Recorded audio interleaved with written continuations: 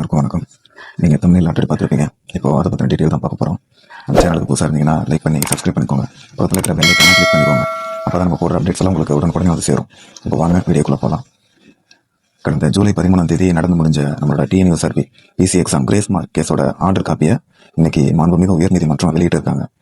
மொத்தம் அதில் 12 பேஜஸ் இருக்குது. யார் கேஸ் போட்டாங்க, யாருக்கு எதிராக போட்டாங்க அப்படிங்கிற மாதிரியான டீட்டெயில்ஸ் இருக்குது. அது நமக்கு வேண்டாம். இந்த ஆர்டர் காப்பியில் டேரெக்டாக என்ன சொல்லியிருக்காங்க அப்படிங்கிற டீட்டெயில் மட்டும் பார்ப்போம். ஃபர்ஸ்ட் இந்த கேஸ் எதை பற்றி அப்படின்னா 2025 நடந்த பிசி எக்ஸாம். அதில் ஒரு 5 கொஸ்டின் என்னன்னா 6, 7, 13, 31, 52.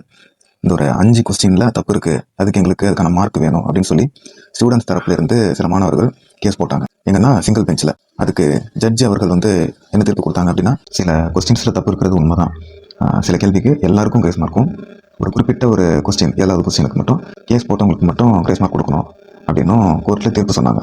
இப்போ இந்த தீர்ப்பை எதிர்த்து டிஎன்யூஎஸ்ஆர்பி அப்பீலுக்கு போறாங்க. இப்போ டிஎன்யூஎஸ்ஆர்பி தரப்புல இருந்து அவங்க என்ன சொல்றாங்க அப்படின்னா, ஒரு கொஸ்டின் சரியா தப்பா அப்படிங்கிறத நீதிமன்றம் முடிவு இருக்கக்கூடாது, சப்ஜெக்ட் எக்ஸ்பர்ட் தான் சொல்லணும் அப்படின்னு டிஎன்யூஎஸ்ஆர்பி தரப்புல அப்பீலுக்கு போனாங்க. எங்கன்னா டிவிஷன் பெஞ்சில். இப்போ அந்த டிவிஷன் பெஞ்சில் ஸ்ட்ரிக்டா ஒரு விஷயத்த சொல்லியிருக்காங்க. என்னன்னா, எக்ஸ்பர்ட் கமிட்டியோட முடிவு தான் இறுதியானது. எப்போவுமே எக்ஸ்பர்ட் கமிட்டியோடைய முடிவை கோர்ட்டு மாற்றக்கூடாது. ஏன்னா எந்த ஒரு எக்ஸாமுக்கும் எக்ஸ்பர்ட் கமிட்டி அப்படின்னு ஒன்று அமைச்சிருப்பாங்க. அப்படி ஒன்று அமைச்சிருந்தாங்க அப்படின்னா எது சரி எது தப்பு, எந்த கொஸ்டினுக்கு எந்த ஆன்சர் கரெக்டாக இருக்கும் அப்படின்னு அவங்க தான் முடிவு பண்ணுவாங்க. இந்த முடிவில் கோர்ட்டு தலையிட்டு மாற்றக்கூடாது அப்படின்னு ஸ்ட்ரிக்டாக சொல்லியிருக்காங்க.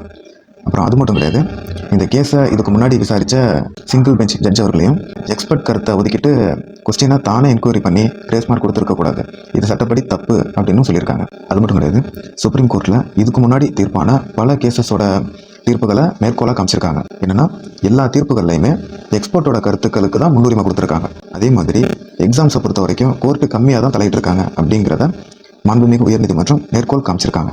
ஃபைனலாக இந்த கேஸுக்கு என்ன தீர்ப்பு சொல்லியிருக்காங்க அப்படின்னா, இதுக்கு முன்னாடி சிங்கிள் பெஞ்சில் கொடுத்த தீர்ப்பை ரத்து செய்கிறோம் அண்ட் டிஎன்யூஎஸ்ஆர்பி தாக்கல் செஞ்ச அப்பீல் கேஸை நீதிமன்றம் ஏற்றுக்குது.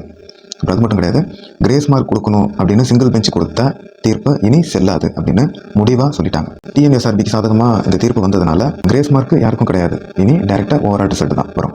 அவ்வளோதான் இந்த ஆர்டர் காப்பியில் சொல்லியிருக்காங்க. Thank you all.